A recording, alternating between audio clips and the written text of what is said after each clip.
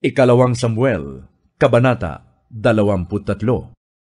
Ginawang dakila ng Diyos si David, anak ni Jesse. Siya ang lalaking pinili ng Diyos ni Jacob upang maging hari. Siya rin ang mayakda ng magagandang awit para sa Israel. Ito ang kanyang mga huling pangungusap. Nagsasalita sa pamamagitan ko ang Espiritu ni Yahweh. Ang salita niya ay nasa aking mga labi. Nagsalita ang Diyos ng Israel. Ganito ang sinabi niya sa akin. Ang haring namamahalang may katarungan at namumunong may pagkatakot sa Diyos ay tulad ng araw sa pagbukang liwayway. Parang araw na sumisikat kung umagang walang ulap at nagpapakislap sa dahon ng damo pagkalipas ng ulan.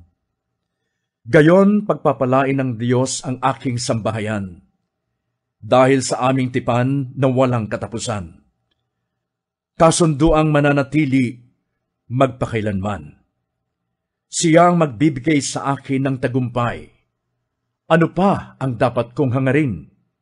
Ngunit ang mga walang takot sa Diyos ay matutulad sa mga tinik na itinatapon. Walang mga has dumampot sa kanila. At upang sila'y ipunin, kailangan ng kasangkapang bakal. Kapag naipon naman, sila'y tutupukin. Ito ang mga pangalan ng mga magigiting na kawal ni David.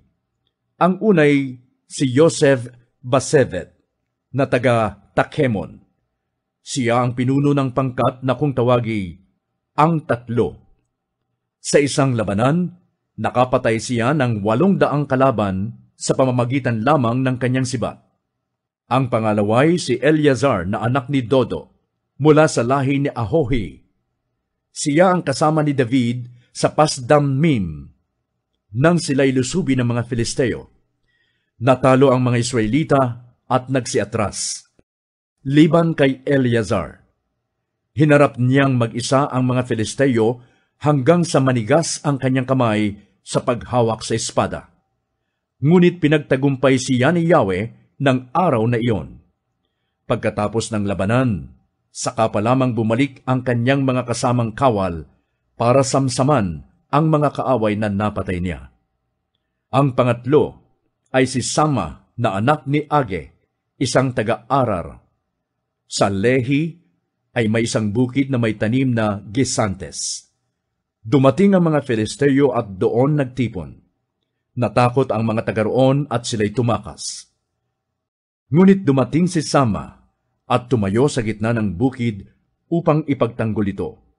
Napatay niya ang mga Filisteo sa tulong ni Yahweh. Pagsisimula ng anihan, 3 sa magigiting na 30 ang nagpunta kay David sa yungib ng Adulam. Nagkakampo noon ang isang pangkat ng mga Filisteo sa libis ng Rephaim. Nang panahong iyon, si David ay nagkukubli sa isang kuta, samantalang nagkakampo sa Bethlehem ang mga kawal na Filisteo. Dala ng matinding pananabik, nabigkas ni David ang ganito, sana'y makainom ako ng tubig, buhat sa balon sa may pinto ang bayan ng Bethlehem. Nang marinig nila iyon, nangahas silang lumusot sa mga bantay na Filisteo at kumuha ng tubig sa balong nabanggit. Dinala nila ito kay David, ngunit hindi niya ito ininom. Sa halip, ang tubig ay ibinuhos niya sa lupa bilang handog kay Yahweh. Sinabi niya, hindi ko ito kayang inumin, Yahweh. Para ko na ring iinumin ang dugo ng mga nagtaya ng kanilang buhay upang makuha ito. Minsan pang nakilala ang tapang ng 3 magigiting na kawal na ito sa ginawa nilang iyon.